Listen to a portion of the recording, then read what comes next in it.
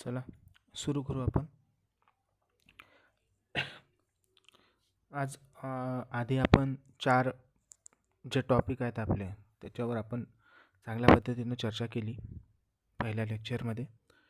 आता हे दुसऱ्या लेक्चरमध्ये आणखी 4 जे आहेत ते चॅप्टर पाहून घेऊ, ज्यामध्ये जे आपलं नोट्सनुसार 5वं प्रकरण जे आहे त्याबद्दल चर्चा करू. याच्यामध्ये शिवकालीन धार्मिक व्यवस्था ज्या होत्या यांच्याबद्दल सखोल माहिती लिहा असा प्रश्न आहे.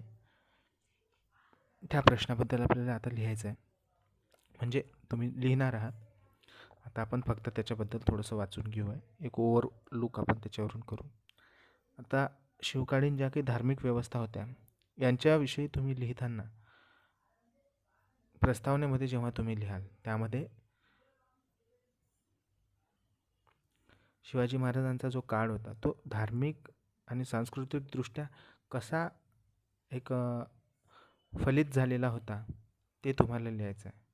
अशा पद्धतीनं तिथली धार्मिक व्यवस्था जी आहे ती एकत्रित आलेली होती आणि तिला प्राचीन परंपरेची कशी जोड होती, त्यातल्या त्याच भक्ती संप्रदायाचा मोठ्या प्रमाणात विकास शिवाजी महाराजांच्या काळात कसा झालेला आहे हे तुम्हाला प्रस्तावनेत सांगायचं आहे.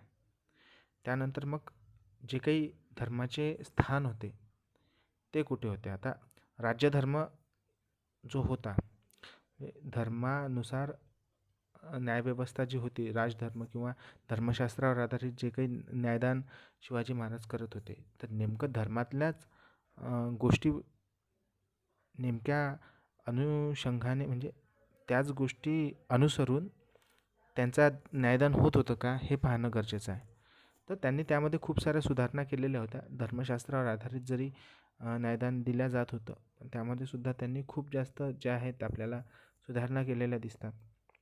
धर्माच्या जागी त्यांनी लोककल्याणाचा मार्ग म्हणजे अवलंबलेला होता आणि त्याचसोबत समाज विकास कसा होईल याच्याकडे त्यांचं जास्त लक्ष होतं. ज्यामध्ये राजधर्माबद्दल आपण बोललो तर मग त्यामध्ये लोकांचे जे जीवन होते ते चांगल्या पद्धतीनं चालणे, त्यामध्ये न्याय, सुरक्षितता, आर्थिक सुव्यवस्था आणि धर्मनिरपेक्ष संरक्षण हा एवढे जे घटक होते ते राजधर्मामध्ये इन्क्लूड केलेले होतात. त्यामध्ये न्यायव्यवस्थेमध्ये सुद्धा धार्मिक आधारावरच आपल्याला न्यायदान केल्याचं दिसून येते. त्यानंतर हे जी काही मंदिर संस्था होती आणि पुरोहित आणि ज्या काही पूजाविधी होत्या त्या कशा होत्या, तर आधीच्या प्रकरणांमध्ये आपण पाहिलेलं आहे की गोष्टी इंटरलिंक आहेत. तुम्हाला आरामात हे प्रश्न जे आहेत ते लिहिता येतात. त्याच पद्धतीने इथे मंदिर संस्थेचा जेव्हा उल्लेख होतो तेव्हा जे काही ब्राह्मण वर्ग होता तो ब्राह्मण वर्ग इथं अग्रेसर असलेला आपल्याला पाहायला मिळतात. म्हणजे दान, भोग, यज्ञ, हवन ह्या सगळ्या गोष्टी ज्या आहेत ते ब्राह्मण वर्गावर सोपवलेल्या होत्या आणि त्यांचं रक्षण करण्याची जबाबदारी जी होती ती तिथली राज्यव्यवस्थेची असलेली आपल्याला पाहायला मिळते. पुरोहितांचं कार्य याबद्दल आपण बोललो आहे की म्हणजे ब्राह्मण पुरोहित जे होते ते धार्मिक विधी, संस्कार, शिक्षण यांचे प्रमुख वाहक असलेले आपल्याला पाहायला मिळतात. ठीक आहे. त्यातल्या त्यात एक अपवादात्मक जर गोष्ट म्हटली तर शिवाजी महाराज जे आहेत त्यांनी जे पुरोहितांची अंधश्रद्धा होती त्यांना कधीच वाव दिलेला नाही आहे. उलट वैज्ञानिक दृष्टिकोन ठेवून त्यांनी योग्य त्या गोष्टी केलेल्या आहेत, जरी धर्मशास्त्रावर आधारित न्यायदान होत असलं तरी. ठीक आहे. त्यानंतर मग भक्ती चळवळ आणि संत परंपरा जी आहे याच्यावर तुम्ही विस्तृत लिहू शकता, आरामात लिहू शकता. यामध्ये तुम्हाला लिहायचं असं आहे की शिवाजी महाराजांच्या काळामध्ये जो भक्ती संप्रदाय होता तो मोठ्या प्रमाणात जो आहे तो वाढलेला आपल्याला पाहायला मिळतात. शिवाजी महाराज जे आहे ते स्वतः संत परंपरेचे एकदम जवळचे होते आणि संतांचे जे विचार आहेत ते त्यांच्या राजकारभारात सुद्धा दिसून येत होते. खूप साऱ्या संतांनी जे आहे ते स्वराज्य रक्षणासाठी किंवा स्वराज्य वाढीस लागण्यासाठी पण काम केलेलं आपल्याला पाहायला मिळतात. उदाहरणार्थ तुकाराम महाराज जे आहेत यांनी सुद्धा आपल्याला स्वराज्य रक्षणासाठी खूप काम केलेलं पाहायला मिळते. त्यांनी जे आहे आपल्या म्हणजे खेड्यागावातील जे काही छोटे छोट्या गावातील लोक होते, शूद्र समाजाचे म्हणा किंवा कुठल्याही समाजाचे, त्यांना कन्वर्ट करून जे आहे ते स्वराज्याच्या सैन्यामध्ये भरती होण्यासाठी प्रोत्साहन दिलेलं आपल्याला पाहायला मिळते. ठीक आहे. आता ह्या ठिकाणी जे आहे हे थोडंसं म्हणजे कॉन्ट्रोवर्शियल आहे, की संत रामदास जे आहेत ते शिवाजी महाराजांचे आध्यात्मिक मार्गदर्शक व प्रेरणास्थान ठरलेले आहेत. हा थोडासा कॉन्ट्रोवर्शियल इश्यू आहे, तर हा तुम्ही नाही लिहिला तरी चालते. आता नोट्समध्ये ते होतं, तर ठीक आहे, हे नाही लिहायचं, बाकी तुम्ही लिहा. त्यामध्ये मग त्यांचं भक्ती संप्रदायामध्ये मग तुकाराम महाराज, एकनाथ महाराज किंवा इतर भक्तांचे जे काही म्हणजे संतांचे जे काही म्हणजे त्यांचं जे काही काय म्हणतात त्याला सहभाग, जो काही सहभाग होता तो तुम्हाला लिहायचा आहे. रामदास महाराजांबद्दल जर लिहायचं झालं तर रामदास महाराजांबद्दल तुम्ही एक हायपोथेटिकल लिहू शकता, की त्यांचाही स्वराज्याच्या विकासासाठी म्हणा किंवा स्वराज्यामध्ये कुठल्याही गोष्टीसाठी जे आहे ते हातभार होता. एक हायपोथेटिकल लिहा. याच्या संदर्भांमध्ये जास्त जाऊ नका किंवा जास्त कॉन्ट्रोवर्सी वगैरे होईल. एकंदरीत आपण आतापर्यंत जे आहे ते कॉन्ट्रोवर्शियल इश्यूज जे आहेत ते सोडत आलेलो आहोत. त्यामुळे सोडा हे सुद्धा आपण सोडलेलं तरी चालते. तुम्ही एक हायपोथेटिकल जरी लिहिलं तर ते तुम्ही आरामात त्याबद्दल तुम्ही लिहू शकता. त्याच्यानंतर मग धार्मिक सहिष्णुतेबद्दल येते, किंवा जो काही बहुधर्मीय समाज वगैरे आहे त्याच्याबद्दल तुम्ही लिहू शकता. तर धार्मिक सहिष्णुतेमध्ये येते की धर्मनिरपेक्षतेचं पालन करणं, ज्यामध्ये खूप साऱ्या बहुधर्मीय समाजाची स्वीकृती घेणं, म्हणजे स्वराज्यामध्ये विविध धर्मातील लोकांना स्थान देणं, मुस्लिम झाले किंवा इतर समाजातील लोक होते त्यांना स्थान देणं, अल्पसंख्याक जे लोक होते यांना आपल्या प्रशासनामध्ये समाविष्ट करून घेणं, ह्या सगळ्या गोष्टी तुम्हाला लिहायच्या आहेत. हे तुमच्या धार्मिक सहिष्णुतेच्या धोरणामध्ये येणार, शिवाजी महाराजांचे धार्मिक सहिष्णुतेचे धोरण. ठीक आहे. त्यानंतर सामाजिक धार्मिक सुधारणा कुठकुठल्या होत्या, अस्पृश्यता होती की नव्हती, सगळ्या गोष्टी तुम्हाला लिहायच्या आहेत. ज्यामध्ये मग अस्पृश्यता किंवा जातीभेद कमी करण्यासाठी शिवाजी महाराजांनी जे काही पावलं उचललेली होती याबद्दल तुम्हाला लिहायचं आहे. सैन्यात आणि जे काही प्रशासन होते त्यामध्ये शूद्र लोकांना जे आहे ते किंवा खालचे वर्णव्यवस्थेतील खालील जे लोक होते त्यांचासुद्धा समावेश झालेला आपल्याला पाहायला मिळतो. ठीक आहे. त्यानंतर धार्मिक शिक्षण किंवा भाषिक प्रसार जो आहे ह्याबद्दल लिहायचं आहे. हे सगळं धार्मिक गोष्टींवरच येते, धार्मिक आणि सामाजिक आणि धार्मिक धोरणांविषयी येते. यामध्ये जेव्हा तुम्ही लिहिता तेव्हा धार्मिक शिक्षणामध्ये पुरोहितांना जे आहेत ते हक्क असल्याचे पाहायला मिळतात, पण संत परंपरा मोठ्या प्रमाणात तिथे विकसित झाली. त्यामुळे मग विविध बहुजन संत जे होते त्यांनी अभंग किंवा भारूड किंवा ह्या अशा म्हणजे लोकजागृतीचं काम त्यांनी आपल्याला केलेलं त्या काळी दिसून येते. त्यामध्ये मग मराठी भाषेचा खूप मोठा विस्तार आपल्याला पाहायला मिळतात. खूप सारे भक्तिग्रंथ जे आहेत ते मराठी भाषेतून लिहिल्या गेल्याचे आपल्याला दिसून येते. संस्कृतला सुद्धा वाव असलेला आपल्याला पाहायला मिळतात. आणि सगळ्यात महत्त्वाचं म्हणजे विविध धार्मिक विधी झालेल्या पाहायला मिळतात. उत्सव किंवा ज्या काही बाकी गोष्टी झालेल्या आहेत त्या गोष्टी तुम्हाला तिथे लिहायच्या आहेत. आणि निष्कर्षामध्ये तुम्ही जे काही लिहिलेलं आहे ह्या आधीचं त्या सगळ्या गोष्टी ज्या आहेत त्या तुम्हाला याचा सार तुम्हाला लिहायचा आहे. ठीक आहे. इथे आपला हा पहिला 5वा प्रश्न जो आहे तो धार्मिक आणि सामाजिक आणि धार्मिक धोरणांबद्दल ते लिहायचं आहे. आता हा 6वा प्रश्न जो आहे की धार्मिक उदारमतवाद मध्ययुगीन काळामध्ये कसा होता, हा तुम्ही शिवकालीनला जर जोडून लिहिला तरी होते. प्रश्न तुम्हाला एकमेकाला पूरक असतील, त्याच्यामुळे पहिल्या प्रश्नांमधलं दुसऱ्या प्रश्नामध्ये आरामात टाकू शकता. कॉपी पेस्ट नका करू, ओळखू येते, कारण की थोडंसं तुम्हाला थोडं चेंज करून इथे तुम्हाला लिहायचं आहे. आता इथे मध्ययुगीन भारताबद्दलचा आपण जर विचार पाहिला तर याच्यामध्ये खूप जास्त राजकीय उलथापालथ झालेला पाहायला मिळतात. मध्ययुगीन भारतामध्ये दख्खनीत नाही, सुलतान काळ आलेला आहे. त्याच्यानंतर खूप साऱ्या गुलाम वंशाने सुद्धा राज्य केलेलं आपल्याला पाहायला मिळते. खिलजी लोकांनी पण खिलजी वंशाने सुद्धा राज्य केलेलं पाहायला मिळते. ऐबक वंश सुद्धा होता. हे सगळे गुलाम वंश आहेत. ह्या सगळ्यांनी जे आहे ते राज्य केलेलं आपल्याला पाहायला मिळते. पण ह्या सगळ्यांमध्ये जे आहे ते सामाजिक धार्मिक बदल कसे कसे घडून गेलेले आहेत याबद्दल हे विचार करायला आपल्याला पाहिजे होता. ज्यामध्ये धार्मिक उदारमतवाद किंवा सहिष्णुता आणि बहुधर्मीयता जे होते यांचा स्वीकार आणि वेगवेगळ्या ज्या प्रवृत्ती तयार झालेल्या होत्या ह्या आपल्याला पाहायला मिळतात इथे. ठीक आहे. प्रस्तावनेमध्ये ह्या सगळ्या गोष्टीचा तुम्हाला ॲड ऑन करायचं आहे. त्यानंतर मध्ययुगीन समाजाचे धार्मिक उदारमतवादाची जी काही पार्श्वभूमी होती त्याच्याबद्दल तुम्ही लिहू शकता. म्हणजे कशा कशा पद्धतीने इथे भौगोलिक विविधता दिसून येत होती, व्यापारामुळे ज्या काही सांस्कृतिक देवाणघेवाण झालेली आपल्याला पाहायला मिळते, ह्या गोष्टी आपण लिहू शकता. आता सांस्कृतिक देवाणघेवाणमध्ये जर आलेलं आहे, तर चीनकडे जास्त आपला जो आहे तो व्यापार झालेला पाहायला मिळतो. मग खूप सारे जे आहे ते धार्मिक म्हणजे काही अ, धार्मिक संरचनेची देवाणघेवाण करण्यासाठी चीनी यात्रेकरू आपल्या भारतामध्ये सुद्धा आलेले पाहायला मिळतात. भारतातील लोकसुद्धा चीनमध्ये गेलेले आहेत धर्माचा जो आहे तो प्रचार प्रसार करण्यासाठी. ह्या सगळ्या गोष्टी आहेत. त्यातल्या त्यात संत, सुफी, योगी ह्या लोकांचे उदारमतवादी विचार होते. त्या काळी सुफी संत खूप जास्त फेमस झालेला होता. मध्ययुगीन भारतातली गोष्ट करत आहे, शिवाजी महाराजांच्या काळातली नाही. तर मध्ययुगीन भारताच्या काळामध्ये सुफी संत खूप जास्त डेव्हलप झालेला होता. त्यातल्या त्यात मग जेव्हा मध्ययुगीन काळामध्ये धार्मिक उदारमतवाद जेव्हा फोफावला गेला, तेव्हा मग त्यावर महाराष्ट्रावर सुद्धा त्याचा खूप सारा परिणाम झालेला आपल्याला पाहायला मिळतात. आणि त्याच काळामध्ये भक्ती चळवळ जी आहे ती मोठ्या प्रमाणात वाढीस असलेली आपल्याला पाहायला मिळते. आता हिंदू मुस्लिम सांप्रदायिक संवाद किंवा उदारमतवादी याचा विचार जर आपण केला, तर भारतामध्ये जो आहे तो मध्ययुगीन काळामध्ये इस्लामचा प्रवेश झालेला पाहायला मिळतात. आणि जे काही मुस्लिम सुलतान आहेत ते सुद्धा आपल्याला मोठ्या प्रमाणात इथं पाहायला मिळतात. ह्या सगळ्या गोष्टींमध्ये जेव्हा राजकीय अस्थिरता आपल्याला पाहायला मिळते, तर त्या राजकीय अस्थिरतेमुळे धार्मिक देवाणघेवाण म्हणा किंवा धार्मिक संघर्ष जे आहे किंवा धार्मिक वर्चस्व प्रस्थापित करण्याचा हट्ट जो आहे तो तेथील राजनेत्यांनी म्हणा किंवा सुलतानांनी घेतलेला आपल्याला पाहायला मिळतो.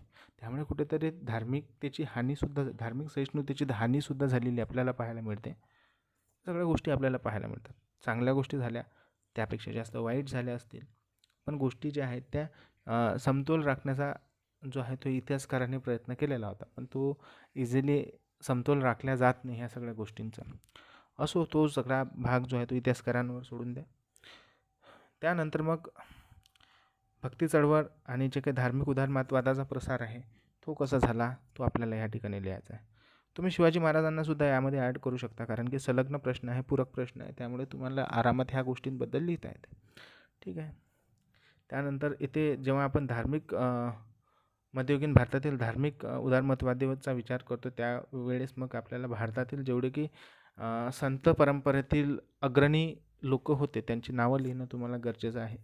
ज्यामध्ये संत कबीर, रविदास, नामदेव, तुकाराम, एकनाथ, चोखामेळा, मीराबाई ह्या सगळ्या लोकांचा उल्लेख तुम्हाला करणं गरजेचं आहे.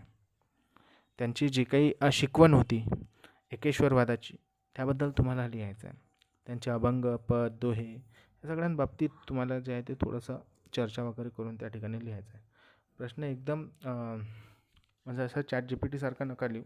प्रश्न जेव्हा तुम्ही लिहिता तेव्हा थोडा त्याला काय म्हणतात, डिस्क्रिप्टिव्ह पॅटर्ननी लिहा, तुमच्या मताने लिहा पेपर, जेणेकरून तुम्हाला व्यवस्थित होईल. तब्येत थोडीशी डाऊन आहे, माझी थोडी खराब आहे, त्यामुळे आवाज व्यवस्थित येईल नाही येईल मला माहीत नाही आहे. आता मला थोडं बोर होत होतं, झोप येत नव्हती, म्हणून मी लेक्चर घेत आहे, दुसरं काहीच नाही. नाहीतरी मग ते पेंडिंग वगैरे पडून राहते. तुमचं नुकसान नाही व्हावं म्हणून करत आहे ह्या सगळ्या गोष्टी. आवाज थोडासा करकर येईल तर थोडंसं तेवढं आता म्हणजे तुम्ही ॲडजस्ट करून घ्याल.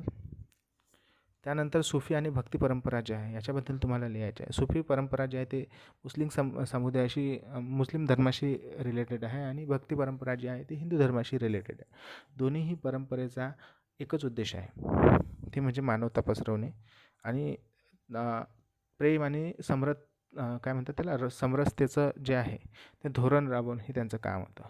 सुफी संताची एक सुफी संप्रदायाची एक चांगलं वैशिष्ट्य आहे की ते संगीत आणि संगीताच्या परंपरेतून जे आहे ते काय म्हणतात त्याला, संगीत परंपरेतून खूप साऱ्या गोष्टींची उलगड करताना आपल्याला पाहायला मिळतं. त्याच पद्धतीनं जे आहे ते हिंदू परंपरेत किंवा भक्ती चळवळीत पण पाहायला मिळते, ज्यामध्ये आपण कीर्तन करतो, अभंग गातो, भारूडसारखे प्रकार करतो, सगळ्या गोष्टी करतो. ठीक आहे, ह्या गोष्टी सगळ्या लिहायच्या आहेत. त्यानंतर मग जर तुम्हाला लिहिता आलं, जर तुम्हाला माहीत झालं, तर अकबराचा सुलह कुल जो आहे, आता खूप साऱ्या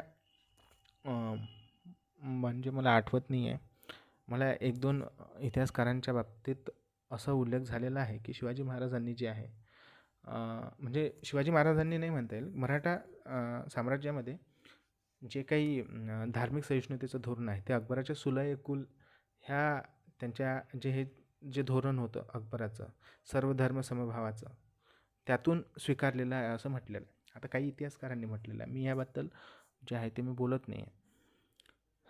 त्यानंतर मग अकबराबद्दल जर आपण मध्ययुगीन भारतातला गोष्टी करतो तर मग त्यामध्ये मग त्याने जिझिया कर रद्द केलेला होता. म्हणजे जिझिया कराबद्दल मी तुम्हाला आधीसुद्धा सांगितलेलं आहे की हिंदू तीर्थकरांवर लावलेला हा कर होता. म्हणजे तुम्हाला जर तीर्थक्षेत्राला जायचं असेल तर तुम्हाला जे आहे ते कर द्यावा लागत होते. तो अकबराने तो बंद करून टाकलेला होता. अकबर जो आहे तो खूप जास्त सॉफ्ट हार्टेड असलेला दिसतो हिंदू लोकांबद्दल. ठीक आहे. त्याने जे आहे ते मला वाटते इबादतखाना सुरू केलेला होता, ज्यामध्ये सगळ्या धर्मांचे विचारवंत एकत्र बसत होते आणि तिथे चर्चा केल्या जात होते त्या ठिकाणी. दीन-ए इलाही नावाचा जो आहे तो धर्म त्यानं स्थापन केलेला होता, स्वतःचा धर्म असा.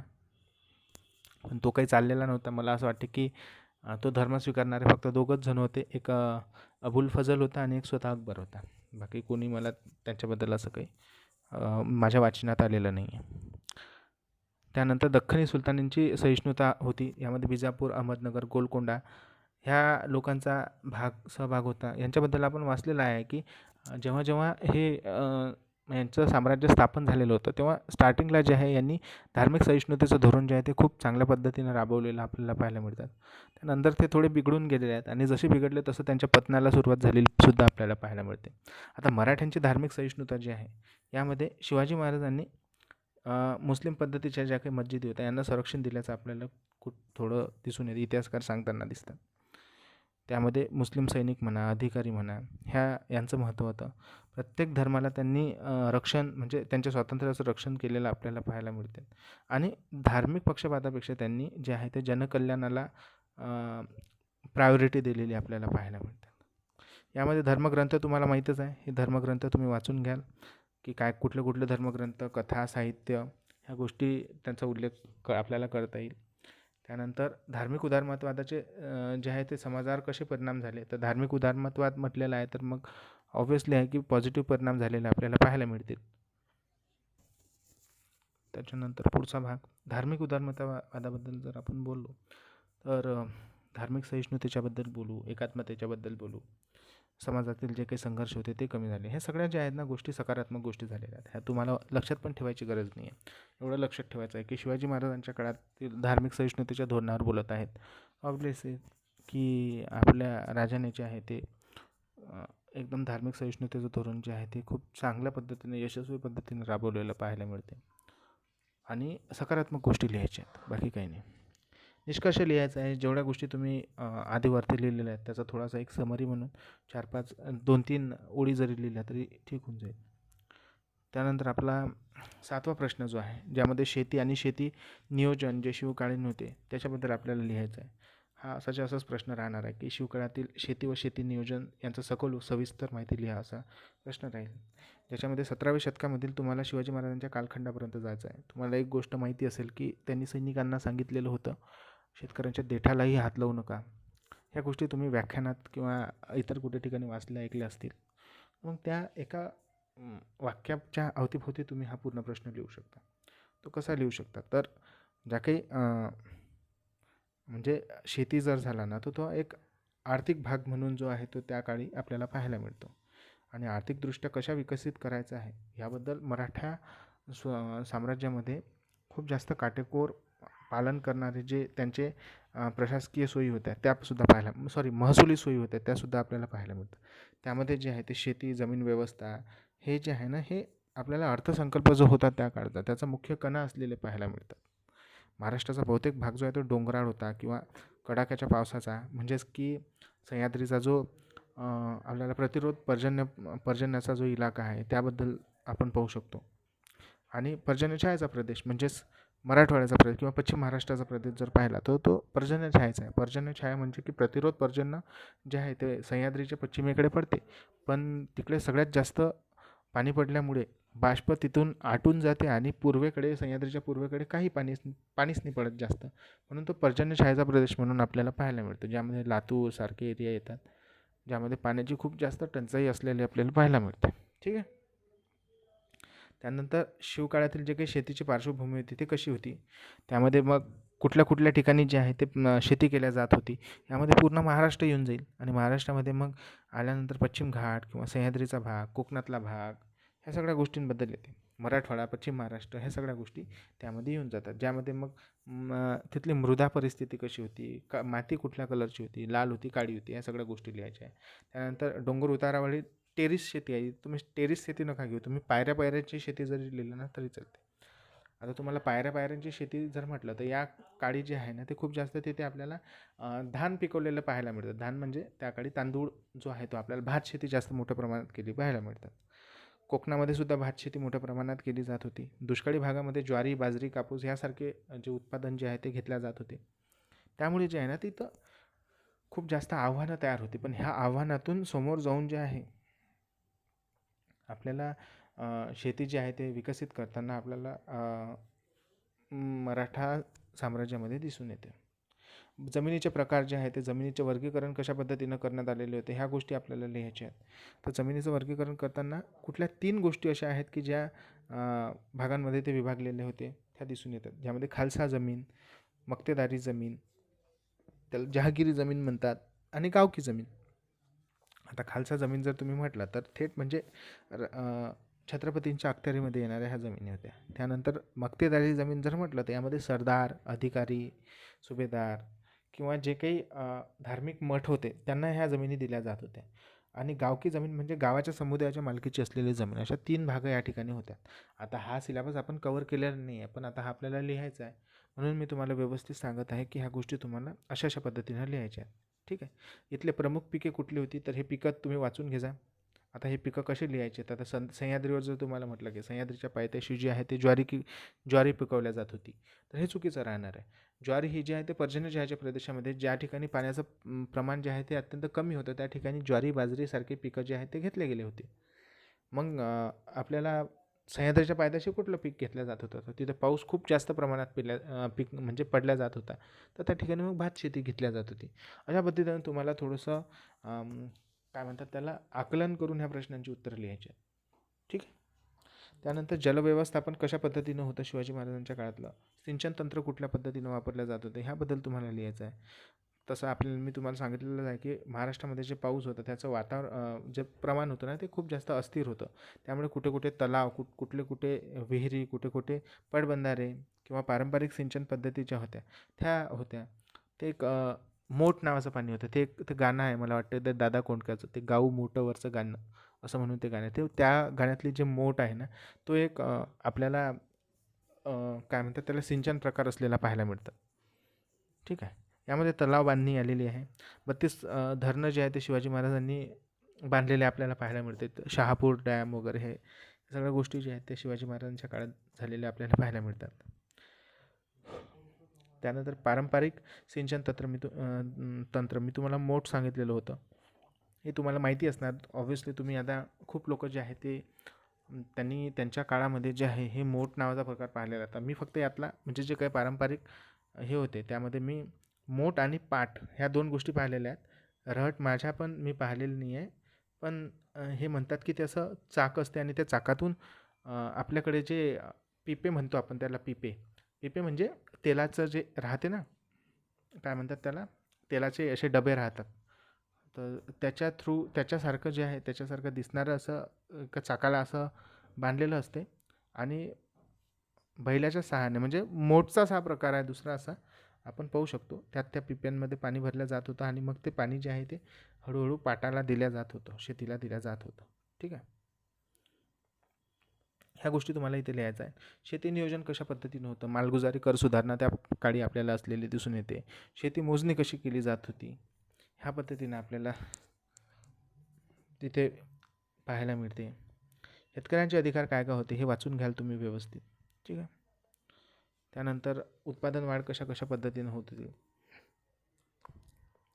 म्हणजे दुष्काळ वगैरे जर पडला किंवा युद्धामध्ये खूप जास्त धान्य नष्ट झालं तर मग राजाकडून जे आहे ते थोड्या सवलती मोठ्या प्रमाणात तिथं दिल्या जात होत्या. बैलांची उपलब्धता करून दिली जात होती. शेतकऱ्यांचा आत्मविश्वास वाढावा म्हणून त्यांना नांगर, इतर साधनं जे आहे किंवा वित्त पुरवठा जो आहे तो राजांमार्फत दिला जात होता. त्यामुळे जे आहे ना शेतकरी जो आहे तो जास्त खचून जात नव्हता त्या काळात. ठीक आहे, ह्या गोष्टी तुम्हाला त्यामध्ये लिहायचं आहे. आता शेतीसोबत जे ते पशुधन संवर्धनसुद्धा हा उद्योग म्हणून शेतकरी तिथे केला जात होता, ज्यामध्ये बैल, गाई, म्हशी यांचं संगोपन केलं जात होतं. त्यानंतर मग त्यांच्यासाठी चारा, त्यांच्यासाठी दवा दवा सोय, ह्या सगळ्या गोष्टी ज्या आहेत त्या ठिकाणी आपल्याला केलेल्या पाहायला मिळतात. त्यातल्या त्याचसोबत तेलघाणे मोठ्या प्रमाणात त्या ठिकाणी चालत होते. त्यानंतर साखर गाळे म्हणजे ऊसापासून जे गूळ तयार करण्याचे कारखाने आहेत ते जे आहेत हे सगळं आपल्याला त्या काळी दिसून येते. मिरची, दुधी, मसाले ह्या गोष्टी सगळ्या ज्या आहेत ते पूरक व्यवसाय म्हणून, शेतीला पूरक व्यवसाय म्हणून त्या काळचे लोक करताना आपल्याला पाहायला मिळतात. ठीक आहे. आता ज्या काही ग्रामीण संघटना होत्या त्यामध्ये, एक सेकंड, घसा पूर्ण कामातून गेला त्यामुळे ना जास्त बोलता येत नाही. ठीक आहे, जोपर्यंत चाललं तोपर्यंत चालू देतो. तर ग्रामीण संघटना जर पाहिल्या आपण तर त्यामध्ये गाव पातळीवर पाटील, कुलकर्णी, कोतवाल, नाईक, मोहिते ह्या सगळ्यांचा सहभाग असलेला आपल्याला पाहायला मिळतात. आणि हे जे आहेत हे त्यांना वाटून दिलेले अधिकार आहेत. हे तुम्ही व्यवस्थित वाचा आणि त्यानुसार तुम्हाला प्रश्नांमध्ये ते लिहायचं आहे. जसं पाटील जे आहे ग्रामप्रमुख म्हणून काम करत होता. शेतीची स्थिती तपासणे, शेती संबंधित वादविवाद सोडवणे हे त्याचं काम होतं. कुलकर्णी जे होते ते जमिनीची नोंद ठेवणं, कर नोंदणी करणं, म्हणजे आजचा तलाठी होता त्या काळचा कुलकर्णी. देशमुख जे होते ते तालुका पातळीवर जमीन व्यवस्था सांभाळणे होते, म्हणजे तहसीलदार. त्यानंतर गावकऱ्यांनी जे काही एकत्रित शेती कामं करण्याची पद्धत होती त्यांना सहकारी पद्धत म्हणतात. म्हणजे सध्या आपल्या गावांमध्ये सोसायट्या असतात. आधी सोसायट्या होत्या, आता पण आहेत. माझ्या गावामध्ये सोसायटी मला माहिती आहे, म्हणजे असं आठवते की माझे जे आजोबा होते ते सोसायटीचे मेंबर होते त्या काळी. अशा पद्धतीनं सोय जी आहे ना ती केल्या जात होती. व्यापार कशा पद्धतीनं होता, बाजार व्यवस्था कशी चालली होती, शेतकऱ्यांचं जे धान्य आहे ते बाजार व्यवस्थेमध्ये जात होतं. त्या ठिकाणी मग त्यांचं व्यापारी त्यांच्यापासून धान्य विकत घेतलं जात होतं. कुठल्या गोष्टी त्या ठिकाणी होत्या तुम्हाला त्या पाहायच्या आहेत. कर सुधारणा कशी होती, जलव्यवस्थापन, ह्या सगळ्या गोष्टींबद्दल आपण विचार केलेला आहे. हे जे आहे हे तुमचं निष्कर्षामध्ये येऊन जाईल. ठीक आहे, ह्या सगळ्या गोष्टी काय आपण पाहिलेल्या ह्या सगळ्या गोष्टी निष्कर्षामध्ये येते. त्यानंतर 8वा प्रश्न पाहू, आजच्या लेक्चरचा शेवटचा प्रश्न. ठीक आहे, ज्यामध्ये शिवकालीन व्यापाराची सविस्तर माहिती आपल्याला लिहायची आहे. हा प्रश्न आहे सरळ. तर यामध्ये तुम्हाला शिवाजी महाराजांच्या काळामध्ये जो व्यापार होत होता तो जास्तीत जास्त शेतीला पूरक होता. त्यामुळे आधी आपण जो प्रश्न पाहिलेला आहे शेती नियोजन किंवा शेतीचा, तर तो ह्या प्रश्नाचा पूरक प्रश्न आहे. त्यातल्या खूप साऱ्या गोष्टी यामध्ये तुम्ही लिहू शकता. जसं की शिवाजी महाराजांच्या काळामध्ये जो व्यापार होता तो शेतीवर आधारित व्यापार मोठ्या प्रमाणात असलेला आपल्याला पाहायला मिळतो. 17व्या शतकामध्ये जो आहे तो व्यापार व्यवस्था खूप जास्त बळकट जे आहे ते मराठा साम्राज्यामध्ये असलेले आपल्याला पाहायला मिळते. ज्यामध्ये जे आहे म्हणजे सुरक्षित, स्थिर आणि नियंत्रणबद्ध व्यापार निर्मिती करणं जे आहे ती राज्याला जे आहे ते म्हणजे असं समजा की गरजेचं असल्याचं आपल्याला पाहून मिळते. कारण की त्या काळी जी आहे ना व्यापार व्यवस्था वेगवेगळ्या ठिकाणी जशा पद्धतीनं होत होती त्यातून खूप जास्त फायदा जो आहे तो साम्राज्याला किंवा सत्तेला मिळालेला आपल्याला पाहायला मिळतो. म्हणून तर उत्तर भारतातील जे काही मुघल सत्ता होती त्या काळात दक्षिण भारतामध्ये काहून जास्त येण्यासाठी म्हणजे ताकद लावित होती, कारण की दक्षिणेमध्ये बाजारपेठांचा खूप जास्त विकास झालेला होता आणि व्यापार व्यवस्था खूप मोठ्या प्रमाणात होत होती. त्यातल्या त्यात शेती व्यवस्था खूप चांगल्या पद्धतीनं होती, खूप जास्त विकसित झालेली होती. त्यातून बाजार व्यवस्थेचा फायदा खूप मोठ्या प्रमाणात होत होता. ह्या सगळ्या गोष्टी पाहून जे आहे त्यातून आपल्याला हे लक्षात येते की त्या काळी शिवकाळातील जे आपलं काय म्हणतात त्याला व्यापार व्यवस्था जी आहे ती खूप जास्त भरभराटीस आलेली असलेली आपल्याला पाहायला मिळतात. अंतर्गत व्यापार मोठ्या प्रमाणात होत होता. अंतर्गत व्यापारामध्ये जे आहे ते वस्तूंची खरेदी विक्री होताना आपल्याला पाहायला मिळते. आता अंतर्गत व्यापार कुठल्या गोष्टीचा होणार आहे, सगळ्यात आधी धान्य लोकांचा. म्हणजे जर आता तुम्ही पाहिलेलं आहे ना की आज आपण शेतीतून धान्य घेतो, सरळ मार्केटला विकायला नेतो कृषी उत्पन्न बाजार समितीमध्ये आणि तिथं विकतो. आता तिथे व्यापारी लोक विकत घेतात, काही व्यापारी लोक विकत घेतात, ते एक्सपोर्ट करतात. पण त्यातला खूप सारा माल जो आहे ना, सपोज जर आता तूर घेतली, आता माझ्या शेतामध्ये तूर आहे आणि मी तूर घेऊन गेलो दर्यापूरच्या मार्केट, म्हणजे माझं दर्यापूर मार्केट आहे, आम्ही तिथेच नेतो. तिथे नेलो आणि त्या ठिकाणी मग तिथे एखाद्या व्यापाऱ्याला ते तूर विकली. मग त्यातला अर्धा माल जो आहे, अर्धा म्हणा किंवा जेवढा त्याला पाहिजे तेवढा तो निर्यात करेल आणि उरलेला माल जो आहे ना तो तर दाल मिलमध्ये जाईल, त्याची डाळ बनवल्या जाईल आणि तो पुन्हा शेतकऱ्यांजवळ येणार. शेतकरी ते डाळ विकत घेईल आणि तो शेतकऱ्यांजवळ येणार. म्हणजे अंतर्गत मोठ्या प्रमाणात व्यापार जो आहे जसा आहे आजच्या तारखेमध्ये होतो, तसंच त्याही काळात जो आहे तो अंतर्गत व्यापार मोठ्या प्रमाणात होत असलेला आपल्याला पाहायला मिळतं. ज्यामध्ये मीठ, कापड, सूत, मसाले, तेल, गूळ, तूप या सगळ्या गोष्टी ज्या आहेत त्या असलेल्या आपल्याला पाहायला मिळतात. ठीक आहे. आणि सागरी व्यापार मोठ्या प्रमाणात होत होता. नौदल नीती शिवाजी महाराज जे आहेत ते आपल्याला माहीतच आहेत की ते नौदलासाठी खूप जास्त फेमस असलेले पाहायला मिळतात. एक सेकंड. सागरी व्यापारामध्ये शिवाजी महाराजांच्या काही प्रमुख गोष्टी होत्या, ज्यामध्ये राजापूर, विजयदुर्ग, मालवण, चोळ, पियारा, कोकणातील काही लहान छोटी मोठी बंदरे होते, यांचा जो वापर तो व्यापारासाठी केलेला आपल्याला पाहायला मिळतात. ज्यामध्ये शिवाजी महाराजांनी पोर्तुगीज, डच, इंग्रज, अरब या परदेशी व्यापारासंबंधित जे आहेत संतुलित व्यापार संबंध ठेवल्याचे आपल्याला इतिहासकार सांगताना दिसतात. माल सुरक्षित ठेवण्यासाठी समुद्रावरील जे चाचेगिरी आहे, आता चाचेगिरी म्हणजे पॅराइट्स असतात, म्हणजे डाकू, समुद्री डाकू जे आहेत त्यांचा बंदोबस्त लावण्याचं काम शिवाजी महाराजांनी केलेलं पाहायला मिळते. ठीक आहे. त्यामध्ये निर्यात मोठ्या प्रमाणात कुठल्या कुठल्या गोष्टीची होत होती, तर मिरची, मसाले, सुपारी, नारळ, साग, कापड, मसाले, रबर ह्या सगळ्या गोष्टींची आहे ते निर्यात आपल्याला आंतरराष्ट्रीय निर्यात म्हणा किंवा परदेशी निर्यात आपल्याला होताना दिसून येते. तर आता व्यापारावर कर कुठले कुठले होते किंवा कशा पद्धतीने होती, त्यामध्ये एक अबकारी किंवा कस्टम शुल्क जो होता तो होता. हे थोडंसं तुम्ही व्यवस्थित वाचून घ्याल. जर तुम्हाला कर व्यवस्था जर किंवा कर पद्धती, व्यापारविषयक कर पद्धती जर लिहायची असेल तर कदाचित हे नावं तुमच्या लक्षात राहतील नाही. ते नावं लक्षात ठेवण्यासाठी कस्टम शुल्क लक्षात ठेवा. त्यानंतर दशबंदीचं नियम होतं, त्या गोष्टी लक्षात ठेवा. आता कस्टम शुल्कच्याबद्दल जर आपण पाहिलेलं आहे तर व्यापारी मालावर हा कर आकारला जात होता. निश्चित कर होता, पारदर्शक होता आणि एकसमान होता. कुठलाही आवाजावी कर नसल्यामुळे व्यापार वर्ग जो आहे ना ह्या करांमध्ये म्हणजे समाधानी असलेला आपल्याला पाहायला मिळतं. दशबंदी कर जो होता त्यामध्ये व्यापाराकडून जबरदस्तीने घेतला जाणारा जो कर होता तो शिवाजी महाराजांनी जे आहे त्याला नियमबद्ध केलेलं आपल्याला पाहायला मिळतं. काही नियम आखून दिलेले होते, ज्यामुळे जे आहेत हे कर जे आहेत ते फक्त राज्याच्या गरजांसाठी आणि व्यापाऱ्यांच्या संरक्षणासाठी वापरले जाते. ह्या करामध्ये जे आहे त्यांना जे समुद्री डाकू होते, चाचे होते, त्यांच्यापासून जे आहे ते व्यापाऱ्यांना जे आहे किंवा त्यांच्या जे काही ज्या गोष्टी व्यापार होत होत्या यांचं संरक्षण करण्याची हमी जी आहे ती व्यापाऱ्यांना दिल्या जात होती. भ्रष्टाचाराचं मोठ्या प्रमाणात नियंत्रण शिवाजी महाराजांच्या काळात झालेलं पाहायला मिळते.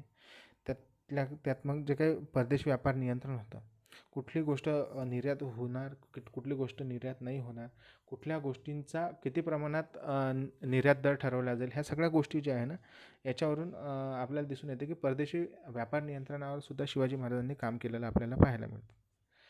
आता उत्पादन व्यवस्था आणि हस्तकला उद्योग ह्या सगळ्या गोष्टी पाहायच्या आहेत. ह्या तुम्ही लिहू शकता आरामात की कुठल्या कुठल्या गोष्टी ज्या त्या प्रचलित झालेल्या होत्या. वस्त्र उद्योग झाला, लोहार काम झाला, सोनार काम, कुंभार काम, सुतार काम, जाजबांधणी ह्या सगळ्या गोष्टी ज्या आहेत त्या शिवाजी महाराजांच्या काळात ज्या आहेत त्या मोठ्या प्रमाणात चाललेल्या आपल्याला पाहायला मिळतात.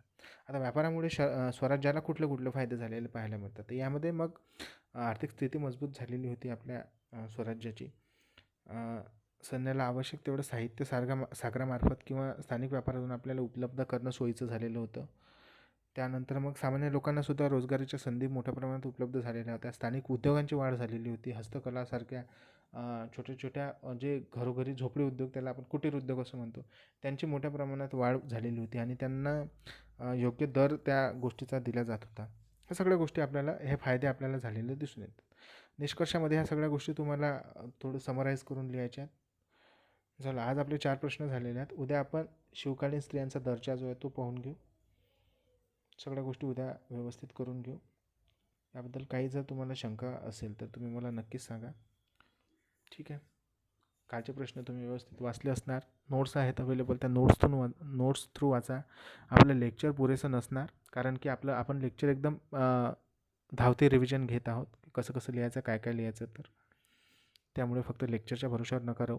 तुम्हाला नोट्स जी दिलेली आहे, एकच नोट्स आहे, वाचा आरामात, काही नाही होत. खूप वेळ आहे आपल्याजवळ.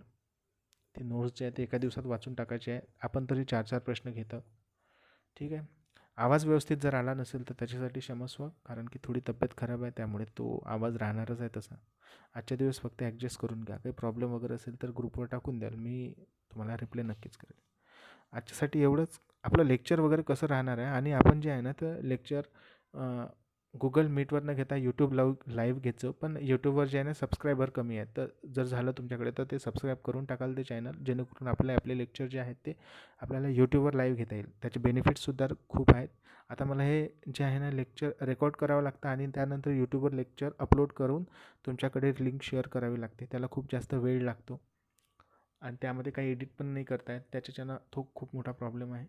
आणि गुगल मीटचा प्रॉब्लेम असा आहे की खूप जास्त डिस्टर्बिंग आहे ते. म्हणजे जर मला स्क्रीन शेअर वगैरे करायची असली तर, आणि कोणी जर ॲड होण्याचा प्रयत्न केला तर खूप म्हणजे मागं जावं लागतं आणि त्यानंतर मग स्क्रीन ब्रेक होताना आपल्याला पाहायला मिळते. पाहू, आपण शक्य झालं तर व्यवस्थितच करू. बाकी उद्याचं लेक्चर जे आहे ते उद्याच्या लेक्चरमध्ये 9, 10, 11, 12 हे 4 जे टॉपिक आहेत ते आपण कंप्लीट करून घेऊ. त्यानंतर मग तुम्ही तुमच्या ज्या नोट्स आहेत त्याच्यातून तुम्ही अभ्यास करा. अभ्यास तुमचा चांगला होत असेल, काही काळजी करू नका, सगळ्या गोष्टी व्यवस्थितच होतात. पेपरचा तर अजिबात विषय म्हणजे काळजीच करण्याचं काम नाही आहे. आणि शक्य झालं ना तर काय म्हणतात त्याला, चिटिंग वगैरे नका करू. कारण सध्या म्हणजे मी खूप लहान पडतो तुम्हाला ह्या सगळ्या गोष्टी सांगण्यासाठी. चिटिंग वगैरे नका करू, कारण आपण छत्रपती शिवाजी महाराजांचा विषय घेऊन त्यामध्ये लिहत आहोत. जर तुम्हाला येत नसेल आणि तो प्रश्न तर तुम्हाला लिहिता आलेला नाही आहे, आणि दुर्दैवाने जर तुम्ही नापास झाले तरी काही हरकत नाही आहे. मला ह्या गोष्टीचा आनंद राहील की तुम्हाला आलं नाही तर तुम्ही चिटिंग नाही केली. तुम्ही नापास होणं जे आहे ते काय म्हणतात त्याला, आत्मसात केलं, पण चिटिंग वगैरे नाही केलं. कुठला चुकीचा गैरवापर जो आहे तो तुम्ही केलेला नाही आहे. ठीक आहे. बाकी मी काही बोलत नाही आहे जास्त. ठीक आहे, बाकी उद्या पाहू आपण काय तर. चला बाय, गुड नाईट. काही प्रॉब्लेम असेल तर मला विचारून घ्याल. मग आपला ग्रुप आहे बनलेला, त्या ग्रुपवर मेसेज करून द्याल. ठीक आहे. Good night.